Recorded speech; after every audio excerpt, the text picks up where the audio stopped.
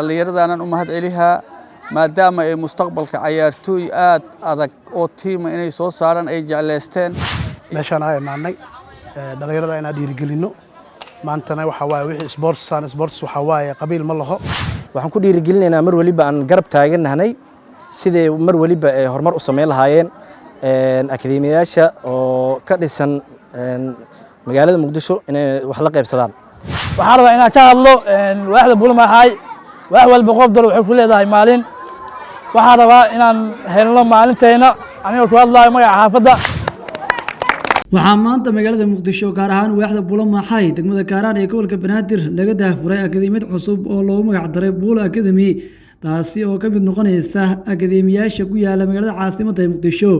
akademiyadan cusub ee Buul Academy ayaa loogu talagalay horumarinta ciyaaraha iyo kor u qaadista xirfadaha dhalinyarada yaryar xafladda furitaanka oo sidoo kale dhalinyarada yaryar lagu guddoonsiiyay qalab isboortis oo isugu jira fanaanado buumooyin iyo seksiyaan ayaa waxaa goobjoog ka ahaa mas'uuliyiin kala duwan oo ka socday maamulka degmada iyo qaybaha isboortiga degmada ugu horreyn waxaa furitaanka xafladda akademiyadda cusub ee Buulamaxay Academy ka hadlay guddoomiyaha isboortiga waaxda Nigeele ee degmada Kaaraan Daawud Xaaji Ibraahim waxaana uu bogaadiyay furitaanka akademiyadan cusub sidoo kale waxaa isna ka hadlay furitaanka akademiyadan cusub Cumar Akhyar Xaaji oo ah guddoomiyaha isboortiga waaxda Buulamaxay waxaana uu sheegay inay ku dhiirigelinayaan inay wax la qaybsadaan akademiyaasha ka dhisan magaalada caasimadda Muqdisho dhankiisa waxaa furitaanka akademiyadda cusub ee Buul Academy ka hadlay aasaasaha akademiyadda Buulamaxay Academy Xuseen Imaan Feeley Xayow ahna macalinka isagoo sheegay in akademiyadan ay fursad weyn u tahay dhalinyarada waaxda isagoo guddoomiyaha waaxda Buulamaxay ka codsaday in waaxdu maalinteeda ay ka hesho garoonka qoobta hore ee degmada Kaaraan bismillaah magacaygu waa Daawud Xaaji Ibraahim waxaan ahay guddoomiyaha sportska ee waaxda Nigeele macallin sportsna waa ahay marka maanta waxaa ka soo qayb galay xafladan aad ku quruxda badan tiimkan la yiraahdo Buulamaxay Academy aad ugu faahfaahsanahay marka ka soo qaybgalkan maanta meeshaan ay imaanay dhalinyarada inaan dhiirigelino maantana waxa waaye wixii sports waxa waaye qabiil ma laho meel walba sports inaad imaadid dhalinyarada la dhiirigeliyo intaas u imaanay marka macallinkana aad u mahadsan yahay tiimkan quruxda badan oo soo aasaasay oo meeshaan ka soo dhisay shay wax u qaban lahaayeen ayakana waa jiilka mustaqbalka insha Allah taala waana dadkii matali lahay xulka Soomaaliya dadkii matali lahay waaye insha Allah marka aad u mahadsantiin kan aad iyo aad maanta waxaan ku faraxsanahay inaan maanta halkan ku soo bandhigayno xafladan quruxda badan aan u sameynayno dhalinyarada Buulamaxay qaasatan qaybta akademiyada Buulamaxay Academy aad baan ugu faraxsanahay inay maanta marti sharaftan culus nala joogto qaasatan guddoomiyaheena waaxda oo nala taagan yahay waxaan ku faraxsanahay inaan maanta meeshaan ugu soo furno kulan ciyaareed oo naqad doono akademiyadii ugu horeysay hadda Buulamaxay laga aasaaso waxaan ku dhiirigelinaynaa mar waliba aan garab taaganahay sidee mar waliba ay horumar u sameyn lahaayeen akademiyaasha oo ka dhisan magaalada Muqdisho inay wax la qaybsadaan waxaan ugu baaqaa mar waliba inaan garab taaganahay anigoo ah guddoomiyaha isboortiga waaxda Buulamaxay aad iyo aad aan u soo dhaweynaa waana mahadsantihiin awlan assalaamu calaykum waxaad madcelinaa dhammaan martisalka soo qaybisay xafladda daafurka Buul Academy aan ku casuunay sida waxaan inoo aqbaleen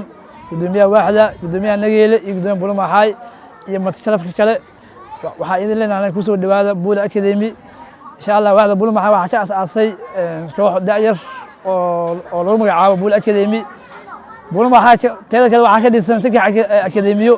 Buul Academy Milan Academy iyo Blue Academy marka waa tumisay jirada waxa waa Buul Academy tumisay afar jirada waxa waaye Blue Star Academy Allah tumisay jirada waxa Allah Milan Academy insha Allah waxa soo rajeynaa marka sharafka soo qaybgashay in ciyaartoy mar walba la siiyo dhiirigelin la taabigeliyo la garab qabto aan inta bartayda waa soo aasaasay waa soo taabigeliyay waxa ka mid celinaya meeshaan taabigelin ila qayb qaatay Ismaaciil waxa ku leeyahay saaxiib waa maasantay sida wacan ka qayb qaadatay taabigelinta maanta oo sida xafladan qayb aan ka qaatay waxa leeyahay waa maasantay teeda kale maanta waxa kale oo jaanis ku haya guddoomiyaha waaxda oo maalmo badan aan raadkay waxaan rabaa inaan ka hadlo waaxda Buulo Maxay wax walba qof dal waxay ku leedahay maalin waxaan rabaa inaan helno maalinteena aniga ku hadlayo magaca xaafadda maalinta xaafadda shaqada Buulo Maxay aniga isku saddex isku waxaa maanta inaan ka hadlo rabaa gudoomiyaha waaxda iyo gudoomiyaha sports iyo wax dhan oo shay markasta soo qabisay inaan helno maalinteena xaq u leenahay qof dooro oo maalinta waaxda Buulo Maxay xaq u leedahay wax walba maalin la haysataa insha Allah waxaan rajaynaynaa maalinteena inaan soo helno oo gudoomiyaha hadalkeena insha Allah oo ka jawaab soo celiyo insha Allah ugu dambeyn waxaa xafladda furitaanka akademiyada cusub ee Buulo Academy ka hadlay gudoomiyaha waaxda Buulo Maxay Xuseen Maxamuud Gasdey isagoo u mahadceliyay dhalinyarada maadaama ay jecleysteen mustaqbalka inay soo saaraan ciyaartoy adag oo diim ah aniga yantaral magacayga waa Xuseen Maxamuud Gasdey oo ah gudoomiyaha waaxda Buulo Maxay dhalinyaradaana u mahadcelihaa maadaama ay mustaqbalka ciyaartoy aad adag oo tiim inay soo saaraan ay jecleysteen ay akademiya hadda bilaabeen si ay ula tartamaan ummadaha Soomaalida iyo ummadaha kaleba tartamada adduunka ciyaaraha ay uga qayb galaan tiimanka ugu adagna la yiraahdo tiimka Buulo Maxay ka soo baxay ugu adag maadaama ay jecleysteen dhalinyaradaas aad iyo aadan ugu mahadcelihaa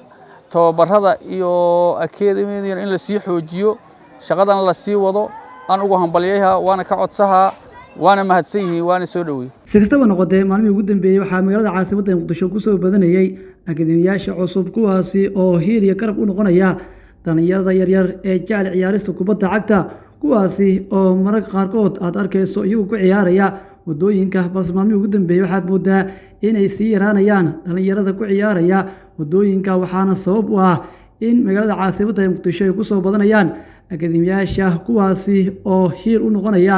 dhalinyarada yaryar ee jecel ciyaarista kubadda cagta